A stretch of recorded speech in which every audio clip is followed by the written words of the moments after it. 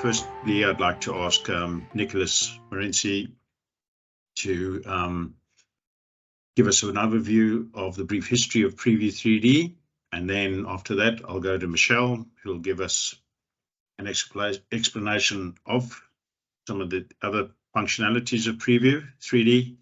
Once Michelle is finished, we'll go back to Nicholas and he'll give us a full live demonstration. So over to you, Nicholas. Thank you, Francois. Hello, everyone. I'm Nicholas. I'm the founder of Prevu. And where did it start? I come from a mechanical engineering background. I used to design production lines and facilities. And I just thought AutoCAD was not a fit and that I should go and try 3D solutions. But for brownfield environments, it's, let's say, very difficult to try to describe a complex space using only tape measures and maybe point cloud data. It's quite difficult. I'm here quite a bit. Oh yeah, perfect. So I was looking for a way to be able to communicate and collaborate better. And that's where I looked into 3D scanning solutions. But I was faced with the challenge that point cloud is not easy to use for most people, and it's not easy to consume. So that's what led me to found Prevu3D. So that's really the background of it. Today, Prevu is a solution that helps to make 3D scanning data accessible by converting the point cloud data into a high quality mesh. And from there, we created a series of intuitive tools to be able to do pre-design analysis, consume data, and collaborate better with others. So that's it for me. Michel? Yeah, thank you, Nicholas. So I'm Michel Bezner. I'm the VP of Business Development and Strategy at Prevu3D. And pretty happy to be here today and talk to you about our solution. As Nick mentioned, what we've done is really a solution that changes how 3D scanning data and point cloud data can be used in different ways beyond just for measurement. And so, as you might all know, the point cloud aspect is it's useful to measure some elements, but it's very hard to visualize, and even harder if you want to communicate with different stakeholders in a company about what you're looking at. And when you're thinking about like a brownfield project, you're trying to mix old with the new. You have elements of the physical world that continues to exist into your project, and you're trying to combine this with new elements coming from your CAD designs. And how to visualize that properly is a challenge, and that's what Prevu3D is about. It's making the use of 3D scanning in a way that creates high quality visuals. It creates something that is easy to use, and it's easy to interact with your colleague and stakeholders, both technical and non-technical users. And so you can think of this solution where you can use it for pre-design engineering, but also other aspects of managing your assets, how to document your facility, if you're doing any type of factory layout planning or equipment relocation. And then beyond that, like if you think about, when you're onboarding new employees, how can you help these employees understand how your factory or facility is built up, and planning health and safety training, for example, disaster recovery planning sessions, virtual tours, and so on. So you can do a lot of different things if you have a visually compelling digital twin. And that's what we're really about, is to make something accessible, usable, and easy to integrate within different workflows for different companies in manufacturing and other industries. So I think that the best way to understand what we're doing is actually to go on a visual exploration of the software. And so I'll let Nick show you all the great capabilities of the product. Just before we get going, Nick, I'd like to just say to all the folks that are watching, you should see in the top section a Q&A section. As Nick is busy going along and doing his bits and pieces, please feel free to ask some questions, which I will be able to then convey and ask across to Nicholas. Thank you. Thank you so much. So let's start by looking at the Leica RTC360 dataset. So that's the web, like we have a web experience, but for this session, I'll really focus on the desktop app for efficiency reasons.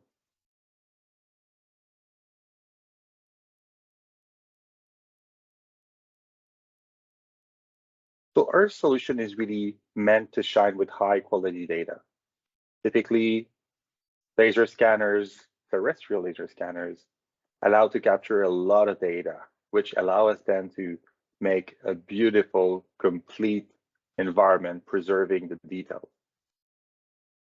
In most cases, when you have high density scans, you end up with something very heavy to work with.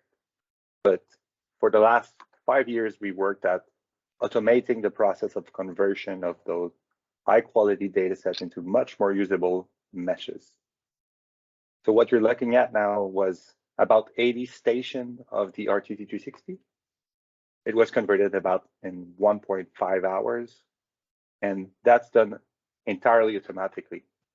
So all you have to do is to log into our website and drag and drop your data, or contact the team at CR Kennedy, and they can help you set up your account and just get going. So there's no real magic behind this in terms of like the expertise needed.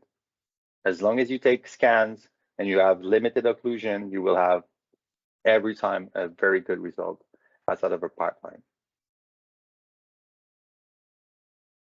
As Michel was mentioning, the opportunity provided by this new type of scanner that are very fast and this new way to deliver the data is that it creates something that is accessible to everyone.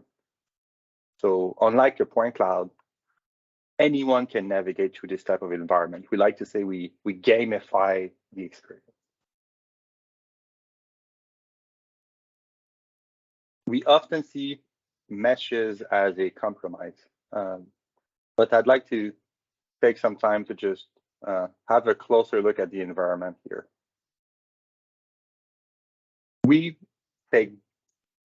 Let's just say we spend quite a bit of effort to preserve the accuracy of the environment. So when I'm looking at the mesh now, without the imagery, you can tell that I still have very fine elements and details that should be present and should be preserved. So you're not taking measurements on something that has been extremely simplified, but in fact, taking a measurement here is very similar to what you would be able to achieve using the point cloud data.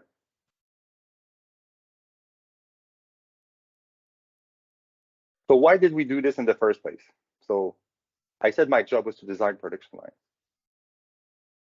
Well, in brownfield environments, designing production line is quite complex because there's always something in the way. Even if you're looking at your AutoCAD floor plan, it's definitely not going to be able to picture all the complexity of details of the existing environment. So let's say, for example, that was not here on my drawing. How can I take it out? So if I just select this element, I can start to go a bit beyond looking, which was a key feature I was looking for at first. How can I use reality and start to rethink it? So by just selecting this element, now I can start to move it around. By doing so, I automatically have the ability to do collision detection. So for example, as soon as I lift it up, you can tell now that it goes green, but as soon as I hit something, it's gonna go red. So if my job was to figure out how to bring or remove an existing equipment, this can be done super efficiently. I would go top down, I would just quickly crop the roof off so I can see something. I would just go start to navigate my equipment around the space to figure out the best way possible to bring it in. So this was really the foundation of what we needed. This ability to start to extract components from reality and start to rethink it. But we did not stop there. And the other element was the idea that sometimes people may want to go and bring those assets into other software pieces. So a simple right click on the element allow you to do a couple of functionalities. So one of them being maybe you need just a simplified version of the geometry. So with a couple of tweaks, you can create very low resolution meshes, but still preserve the accuracy, or vice versa, depending on your need outside of the application. In that case, let me export it in full resolution and have a look at the file formats. So if you're working into engineering software, maybe you're working in Revit, you're going to be able to export as an OBJ file or that DXF file. If you want to work into game engines, again, OBJ and FBX, GLB will be a good file format. In some cases, you might want to go back to point cloud. In that case, you're going to be able to select the density you want out of your element. Sometimes you need full accuracy. Sometimes you just need a subsampled point cloud, so you're going to have the full functionality to do so. Lately, we also support the USD file format as an export for the platform NVIDIA Omniverse. So let me just put it as a GLB file, put it on my desktop, and call it demo, and it goes. One element for a lot of people that have been asking in the past, do we support global coordinates? So if you set coordinates to your point cloud data, we do preserve the coordinates. So if you're working in a CAD environment, building an extension to a building, working with the same point cloud data, you're going to be able to import your stuff in the app and export your assets exactly where they belong. Going quickly back to my desktop here, just so you can see, I have my GLB file that is now at full resolution, ready to go outside the application in any application you may have in mind.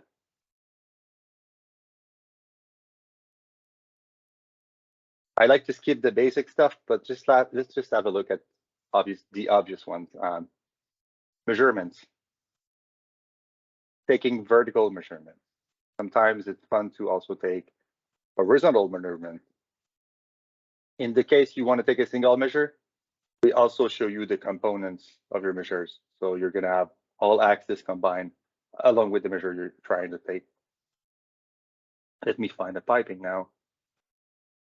Diameter measurements was one we added later because that's quite a bit of complexity to this measurement. So here, all I have to do is select the piping, wait a bit, and you're going to see the information appear right away. So let's get back to our virtual staging. What do I do with reality? Well, I wanted to be able to validate that I could bring new equipment in my space. So by setting up, for example, here, a new CAD file, I could place, doesn't make so much sense, but I could go and just place that new robot in that space. If you're looking to be a bit more in depth in your pre-design analysis, you can start to apply constraints to your space, your objects. So by simply selecting the constraints tool, I can take a face on my robot and let's place it to that element in the back, put it parallel to the back, and there you go. Now you can start to constrain your environment.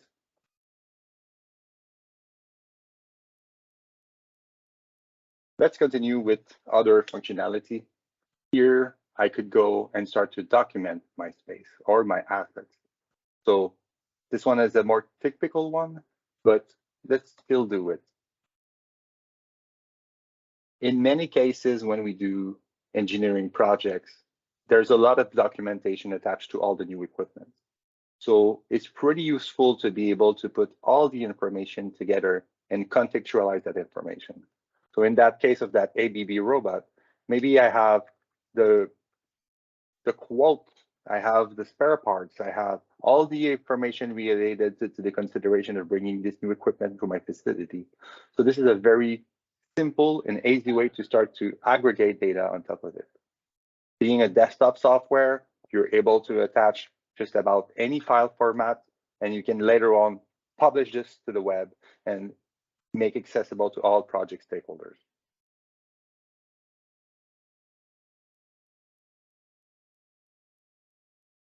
The way our software is built on layouts. So if you're looking at building different scenarios, one that could be just for documentations, for operations, or in that case, for rethinking your factory floor for engineering purposes, all you have to do is to create layouts. So similar to AutoCAD, you're going to be able to just create different what-if scenarios. And from there, you're going to be able to save those layouts, publish them online, and just make the same environment useful for different use cases.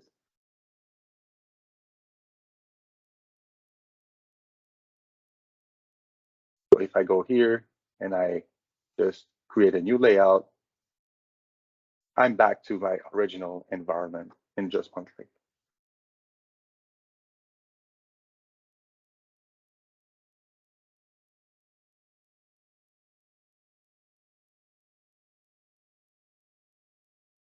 We're not saying that the past is necessarily bad, so you're also able to go and revert back to more conventional export types. So in that case, I can maybe just make a slice on my environment and export it as a DXF file for AutoCAD. Personally, I prefer to consider the clipping box option along with the orthophoto. So let me just cut that roof out. And from there, I can just right click on it and export it out as a orthophoto. I like to activate the X-ray mode for that workflow. And then I can export it out as a DXF on my desktop.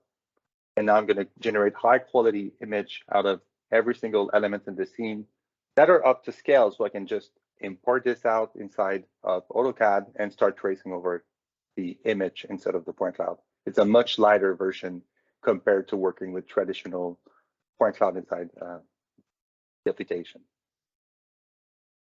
While that exports, let me open another environment to show you a different sensor type.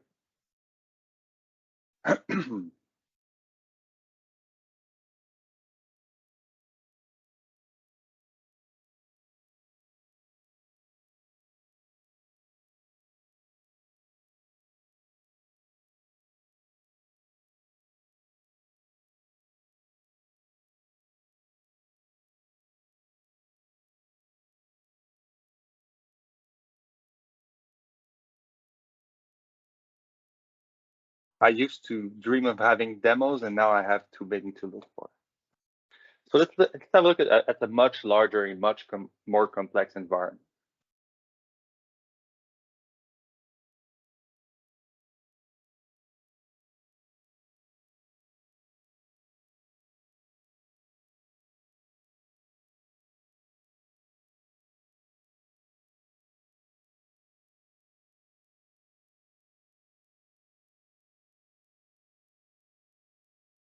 So here's another space.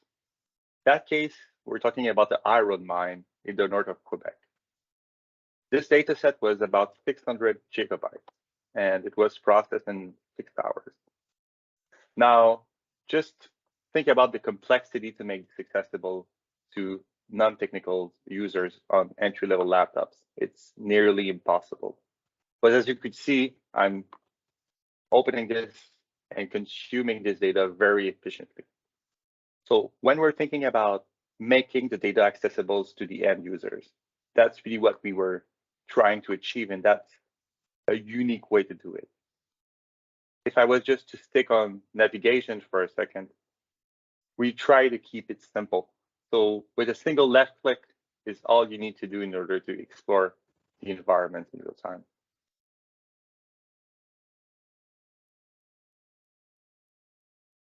Nicholas, I got a question. How many scans, do you know how many scans were used for that project? I remember the size, and typically IM laser scans are about 1 gigabyte per station. So I would say that's about 600 scans. Okay, thank you. Our cloud platform has been challenged to 1.5 terabytes so far. So more than eager to be challenged with more in the near future.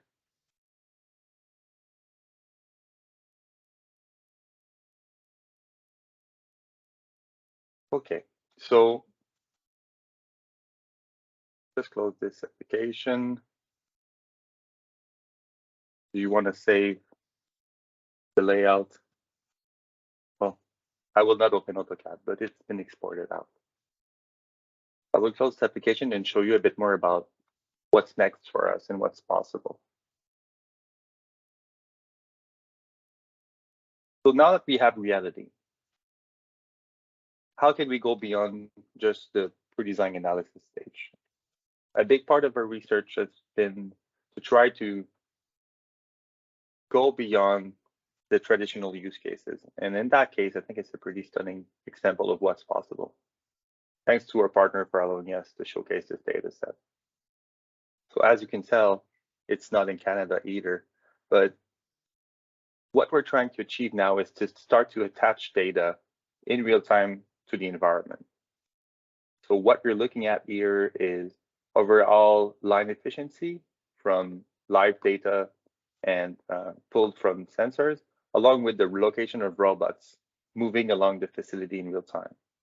So by using reality capture data, we're able to contextualize this type of information and really make it accessible to everyone, instead of having to really limit yourself to more traditional BIM workflows that are very complex to generate and don't speak to the non-technical users.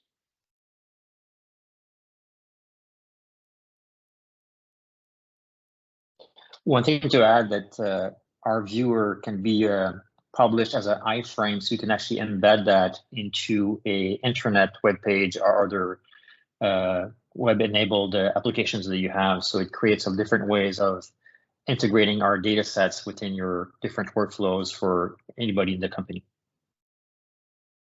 That's right. I don't know if you have any other questions. I don't. I only see my two screen. more. I have two more that have come in. Yes. Can you import an E57 file from previous scans from an external client data that isn't an RTC 360? Absolutely. So as long as we have a structured E57, we can support it. We like to have imagery. We also support intensity. So any E57 may be from FARO, ZNF, or other type of data sensor, we support them. The other question I have, which we've spoken about, but I'll ask the question, do you have any examples using the BLK to go? I don't have any BLK to go scan that I'm publicly aware, like available to share right now. But let me show you another sensor that is a SLAM technology, because I was about to answer it, but let's have a look. I'm sorry, guys, you might be familiar with it. It's a Navis VLX. So we've been supporting Navis for quite a bit of time now. So let me show you how it looks like. And then from that, do you know if from the Navis one, the other part of the other question was if there were any, what we would call geotagging or waypoints as to where they've structured themselves, does that come across into your software as well? So yeah, geolocation is going to be supported. Geotagging, I'm not sure I get the technical term. You mean so the points? capabilities in the field are probably, it's more on the Leica side of things, I would think, as to the Navis, is where we can actually capture a geotag by taking an image and identifying it in our SLAM solution and even in our RTC data sets. Interesting. Does that information come across, or is it not in the E57? It's not readable. I was not aware that it was part of the E57 export from Register 360 or Cyclone. If it is, we could definitely have a look at it. As long as it's supported as part of the E57 export, we could do it. As of now, the answer is no. Okay, thank you. What you're looking at here is a SLAM solution. So that's the capture with the Navis system. The beauty of SLAM and BLK to go would give you, I'd say, similar results is really this ability to go fast. One of the challenge about SLAM is the definition. So it's great for outdoors. It's great for fast capture. It's great for capturing building information. But in the finer details and shiny objects, it's often more challenging compared to terrestrial laser scanners. So I think it's a great complement, not really a replacement. But again, aside. Yep. Go ahead. Sorry, another question. Can the tags be linked to external asset databases or not? Yes, and there's a big refactor coming for the way you're allowed to integrate external database, to your tags. Currently, you could put a URL, but what we are building as well is this ability to fetch live data and display it inside the application. Does that answer your question? Sure. We've got another nice, interesting one here. Very impressive software. We have some clients on remote sites with minimal internet access and/or IT departments that prohibit most 3D party software. Question 1, can offline files be produced? Question 2, do they require an executable? And question 3, what bandwidth is needed for the client to view this with reasonable quality? So go ahead, Michel. Yeah, I'll take this one. So please go ahead. We have the desktop version. You can actually download your projects and run them without internet connection. So that's one of the advantages. It's a downloadable executable, so it doesn't require an install. So that's something that some of our customers like as part of that.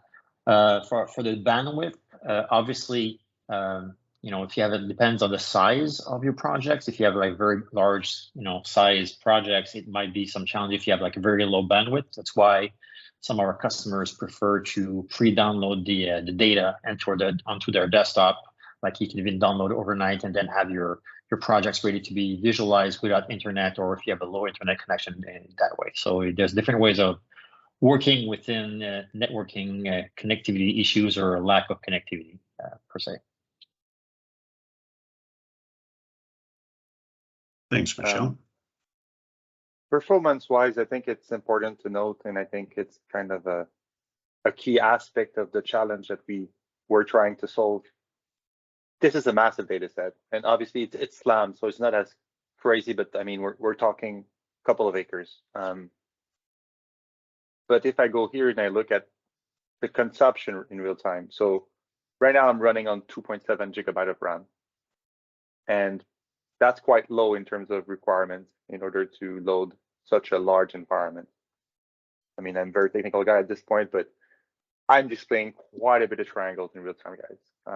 So we work very hard to make sure that we don't have crazy requirements in order to run our applications.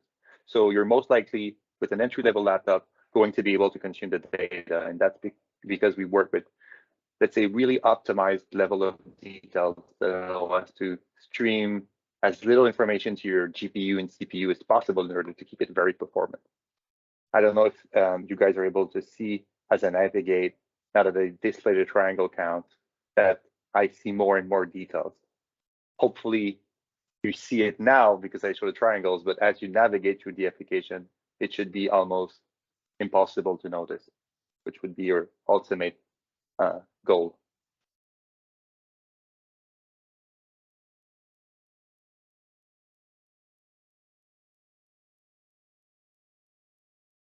So you can see from these examples that creating these high quality environments makes this usable beyond just engineering projects. You can think again on how this can be used to onboard new employees, used by your maintenance operations team. If you want to plan some health and safety procedures and document your environments and for referencing with different other aspects of your workflow, this creates context with the data in a way that it makes it interactive, usable, and like we said before, doesn't require any high-end hardware. Like a regular PC, laptop will run fine with this. And that's where we're definitely democratizing the use of reality capture data within the enterprise. So another question, how does the meshing algorithm compare to like the Cyclone 3DR? And it appears to be faster and cleaner, but can it be exported to 3DR, to the 3DR platform as for further analysis? Now that would be by your OBJ file, I would imagine. Absolutely. So how does it compare with 3D Reshaper? I think 3D Reshaper is a great tool, and they definitely go a bit more into the engineering aspect. our goal was to make this first automatic and cloud-based. So if you're trying to convert 1 terabyte of data inside 3D Shaper, it might be very challenging. So one of the first aspects for us was to make this entirely automatic and entirely cloud-based for the processing aspect of the data. In terms of quality, we worked very hard to make high density meshes and textures. So we like to say we don't make a compromise when it comes to the accuracy and the visual fidelity. I'm not here to really just say anything bad about 3D Reshaper, but I think we do pretty well in terms of the overall quality of the output along with the visual fidelity. You were correct. If you want to bring your data into 3D Reshaper, you can select a section or the entire space and export it out as an OBJ, FBX, or any other format that they might support. And from there, you can work inside the 3D Reshaper application to do your analysis. So another question for RTC 360 data sets. Do you have a recommended spacing of the scans, or does that not make any difference to you? Yes, that's a very good one. Obviously, outside you can take more distance between scans, but we like to see 2 to 3 meters between scans. You can use low resolution or medium resolution, but really occlusion is the main concern of that leads us to say take more scans. There's 2 aspects to it. When you take just a few scans in a room, you're going to have holes, you're going to have occlusion. So you're limiting the long-term value of that capture. So if you want to deliver this to a facility and have everyone from the CEO to the factory floor worker that can leverage the data, take more scans. It's typical. The high price of low cost is really important to consider here. Take a bit more time, do a bit more scans, and you're going to be able to deliver a lot more value down the road. That's excellent. Now, another question, what is the typical file size similar to that, the plant one that the big, large plant one that you showed us? Did you mention that was 600 gigabytes? Was that the E57 file, or was that the Prevu3D file? No, that's that was the E57 file. So typically when we do the processing of the point cloud data, we're going to compress a deliverable that is about 5 to 10% of the initial file size. So that's the entire executable with the data attached to it. Obviously, when you're consuming your same environments through the web application, you only stream the data as you go. So you don't have to download the entire data set. But for ultimate experience and start to edit the space, this is where you're going to have to download it to your desktop. Oh, that's excellent. And that's why if you combine the reduction of data spaces by 10 times from a point cloud data, and the way we optimize the display, it makes it quite efficient. Like you've seen Nicholas loading very large complex environments in a few seconds, they become available and you can visualize and interact with them right there. And that is productivity in just the challenge of visualizing complex data sets coming from large scanned environments. I have another question that somebody's just asked. Would you mind please just showing the OBJ clipping tool or the mesh clipping tools to get an OBJ again, please, Nicholas? Yes, let me just open another space. There we go. So what are we picking at? Just anything, just to give somebody an idea. So the pair of scissors here, all you have to do is make a couple of clicks on the floor, or it could be on, I like to do it on the floor because I can show my whole filling tool, but you could start from a wall and whatnot.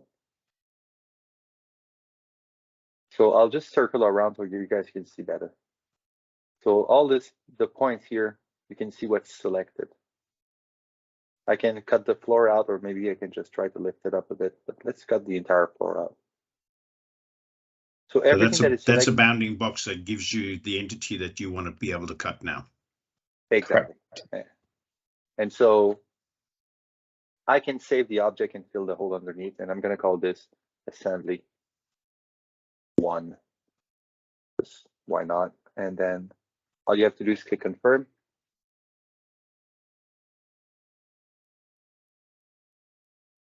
Now what it's doing, it's using the highest level of detail available in our level of detail system and creating a new entity. So that's what I said. If you are to export this out, it's going to be the highest resolution available. So no decimation. And if you go from there and you want to simplify, you could just simplify, but let's go back directly to export. If I put it to my desktop and I just make a folder, because OBJ create quite a bit of files, OBJ export. I'm just going to export it out, save it here. I'm going to keep, well, not in that case, coordinate system, just export it out as center to 0 to the asset. And within OBJ file, you normally have the colorization as well. And so that all gets exported at the same time. Exactly. And we don't use vertex colors. You actually get the full textures. So let me just open them, open the output inside Cloud Compare. As you can see here, you have all the textures, the OBJ file along with the MTL file. So Yep. Now I can open this inside Cloud Compare. Thanks to Cloud Compare for making the entire landscape user tool and being so valuable to everyone. There you go. Oh, So that's yes, pretty you can impressive, export your yeah. OBJ. And hopefully fast too. So does that also have, it's got the colorization, but you mentioned intensity. Does it have intensities on it as well? So if you were to use the point cloud data as intensity, we would use the intensity to make textures. So in some cases in mining, they don't scan with colors because it's too dark anyway. So we can use the intensity to make textures. In that case, I'm really just using the RGB information. As a reference, guys, like just a single, like 2 pumps in my room accounts for 295,000 triangles. So very high density mesh.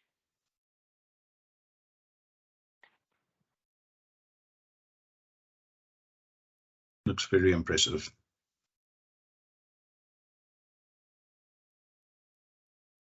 So one thing that Nicola mentioned earlier is that we do support USD files. So if you're looking to use, for example, advanced simulations with a tool like Omniverse from NVIDIA, this makes this possible. So you're able to extract high quality assets from Preview, bring them back to Omniverse, and then do advanced simulations. And you can even bring then all of that output back into Preview for to visualize with your colleagues and stakeholders because of our environment is so easy to use and interact with.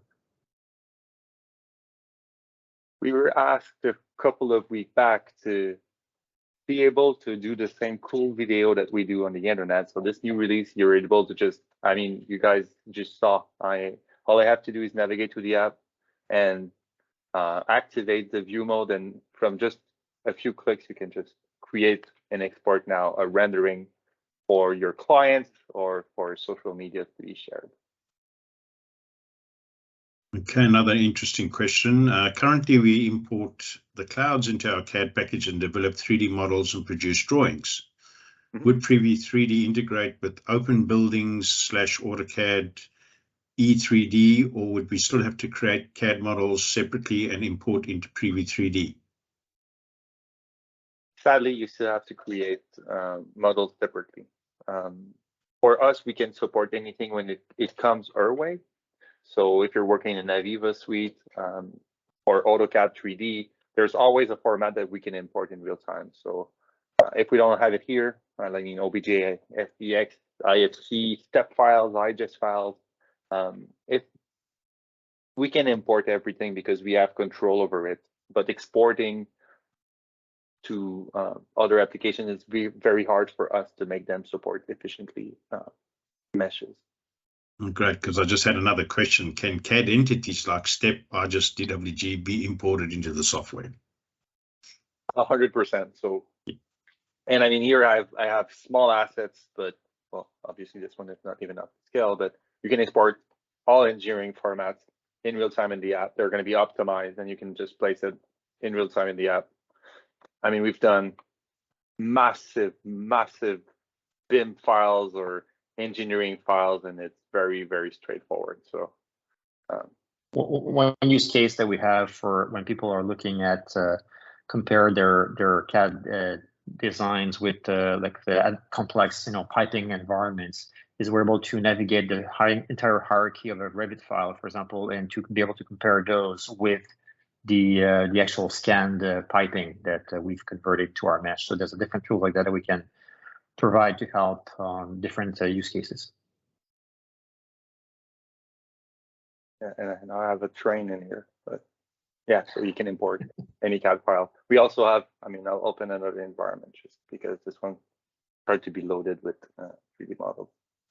I'll just delete it for the sake of efficiency, guys. But you can actually log into Sketchfab, which I guess most of you are familiar with, and simply search an asset. So if we want to bring, I don't know what to bring.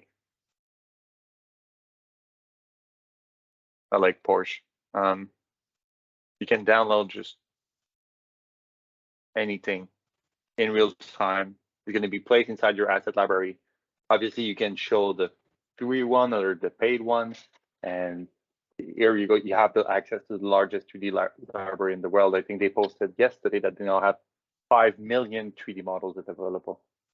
So whatever you may think, you can just take it and select the right size. In that case, that Porsche is pretty big. So let me just do, I guess, 0.70, 0.5. That's a big Porsche, but whatever.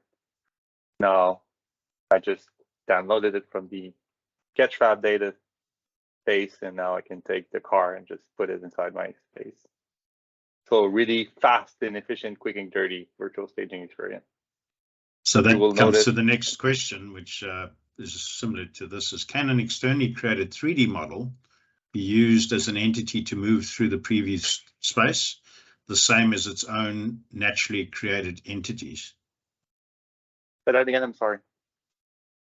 Can an externally created 3D model be used as an entity to move through the preview space, the same as its own naturally created entities?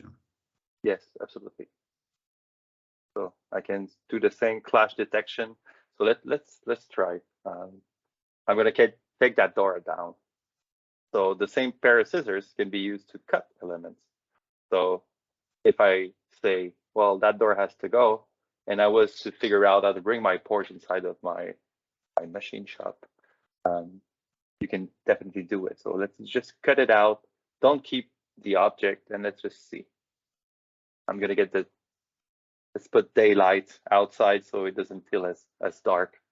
Let me just take a second. So if you're into effects and whatnot, you can just go into settings, and you're going to be more than happy to see all the features we can do on that aspect as well. So now, is that Porsche going to fit through that door? Let me lift it up just so we're not touching anything on the floor. And it does. Perfect. Right, so clash detection analysis, even with CAD or file import, can be done very efficiently.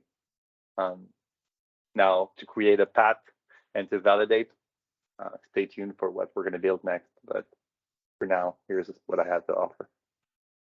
That beautiful 912, or at least early generation 911. So I know that one question hasn't been asked, but I'm sure some people have been thinking about it, is about pricing. And actually, we've designed the pricing of our solution to be fully scalable. So if you start with very small projects, let's say you want to do a pilot project or a proof of concept, it's going to cost you a few $1,000s. And of course, if you're scaling to large organization scale, like hundreds of thousands of square meters and so on, it's going to be a lot more expensive, but it's designed to be scalable within the right type of projects we're doing and to make it accessible. Actually, one comment we're getting from all of our customers often is that our price is fair for what we're delivering value-wise. So I've just got a question on that, just come through now. Yeah, Michelle, how does the licensing work? Is cost based on a cloud usage? And do our clients get an offline free viewer, or is it an online login? So a couple of questions there, right? So it's a subscription-based pricing model. So you subscribe to a license of our product. It's an annual subscription fee that gives you access to a certain capacity. So depending if you want to host up to like 50,000 square meters and above and beyond, there's different pricing tiers based on the storage capacity. So you have to pay for that subscription. There's an additional cost when you're converting point cloud to the meshes. It's a one-time fee, so you only pay for conversion on the upload of the data. And then, as long as you have your subscription license, you can use the on-prem desktop version for the editing tools, and so that there's no constraint there. Okay, and I know from a CR Kennedy point of view, once the webinar is finished, we will certainly be offering a special package to all viewers that joined online today. We'll give you more details after the presentation is finished. And kudos to you guys. This data set showing here is captured by the team at CR Kennedy, and it looks stunning. So thank you so much for this one.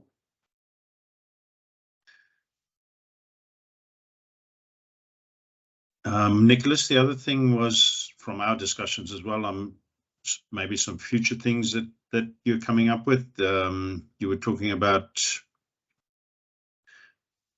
making asset availability, so where you're going to be able to identify things in a space. I think that's something that you said is possibly coming. Yes, so in order to make space management more efficient, we're trying to help people attach data, maybe a static data, live data. But as you could tell, a pair of scissors, if you have a billion components in your facility, might not be the best way at it. So there's quite a bit of research and exciting stuff that's going to be released in Q1 next year in order to, let's say, make the very hard work of splicing and dicing environments a lot more efficient. So is that something like classification? Would you call something like that? More segmentation in AI, okay. I would say. Two different tools. Okay, there's another question. Are you able to modify and place things like a wall and floor finishes? Yes. I'm sorry. Let me just head back in the application. So I show you guys that you can import elements, but obviously bringing walls and whatnot, we have primitive here. So if I was to create, let's say I'll take a cube here, but you could stretch that cube to become the shape you want or make it plain, but just put the light on. So once you have this, you're able to go, and I'm gonna just hide this. You can select a texture and maybe put a brick wall, and there you go. So you could start to actually just quickly and efficiently start to build using primitives inside the application, and maybe you replace the floor or make a new wall and have an idea of how it's going to look like. Say, for example, like you've got a wall at the back there. If they wanted to take that wall away, you could just cut that wall, a specific wall, and make that larger as well. Yeah, and obviously there's different way to go at it. Let's try another one that I have not used so far. So if I was to just take the wall at the bottom, at the end here, I could just select it. And now by slicing, I could actually just take maybe the doors, but let's just take the entire wall. So that wall, I could just cut it. And then I could replace that element with a new component. Or you could move it out another couple of meters if you wanted to extend or something. Exactly, yeah. So let's just do it in real time.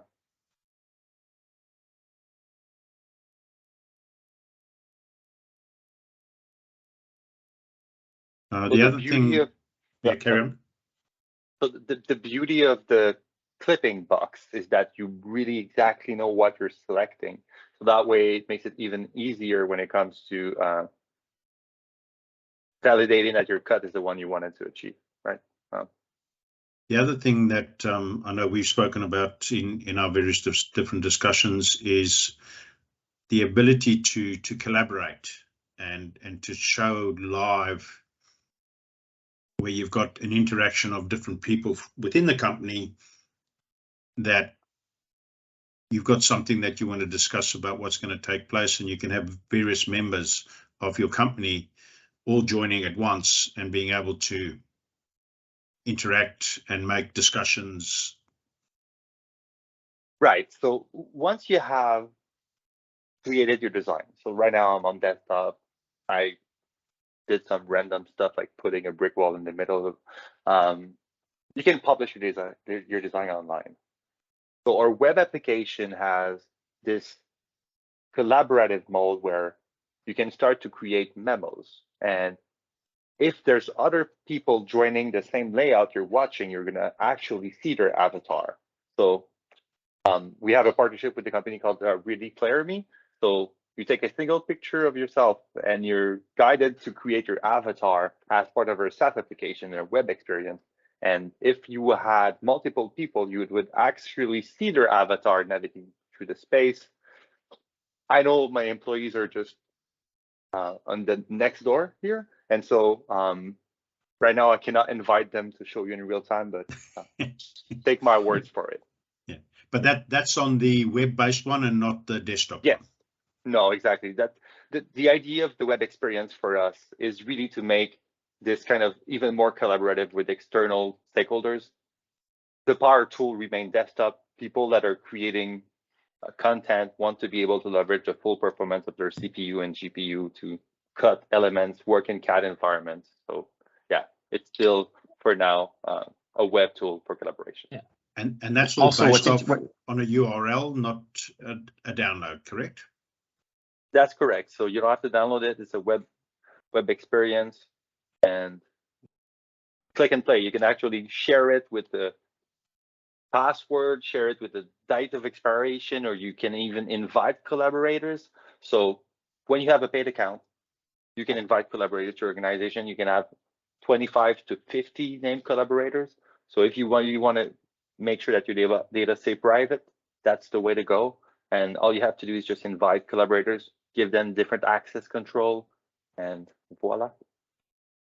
Okay, we're getting close to the end of the presentation now. I'd like to just ask any of the viewers that are still around, if you have any other further questions, please send them through, and I'll let Nicholas and Michelle continue.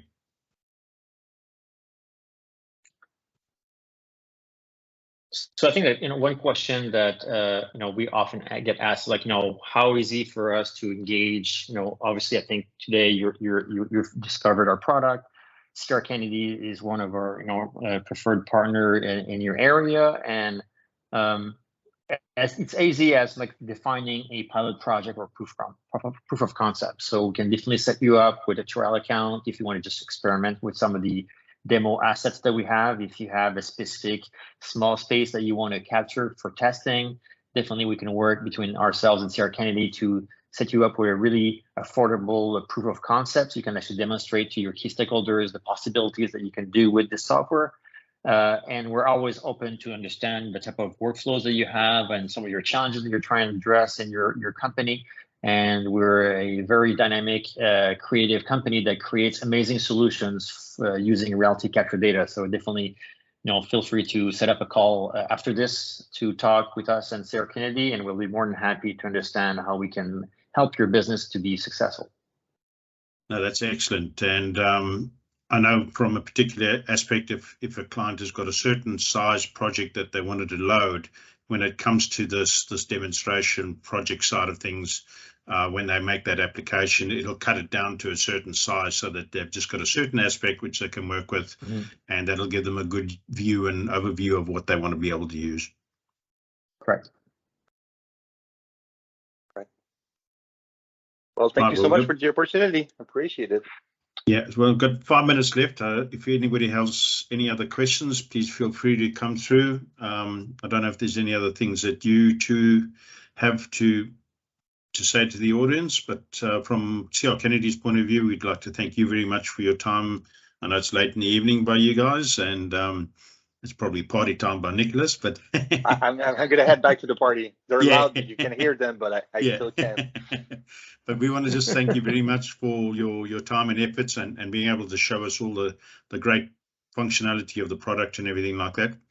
We'll then make this recording available to all of our customers and for any other people that are interested in looking at it. CR Kennedy will then also I just got another question. Okay, where will we find the recording? The recordings will be sent out to everybody that has registered, and we will then get that back to everybody once we've completed that. The other thing is we'll then come up with a little plan for our customers on a special package deal for a certain portion of time so that we can try and see if we can get some people to start utilizing the product. Great. We don't have any other Thank you, further everyone. questions, which doesn't appear. I think we'd like to call the meeting closed now. Thank you very much for your time. Have an enjoyable time. Have a Merry Christmas and a Happy New Year, and wish the best to everybody out there. Likewise. Thank you so much. Thank you very much. Cheers. Bye. Bye-bye.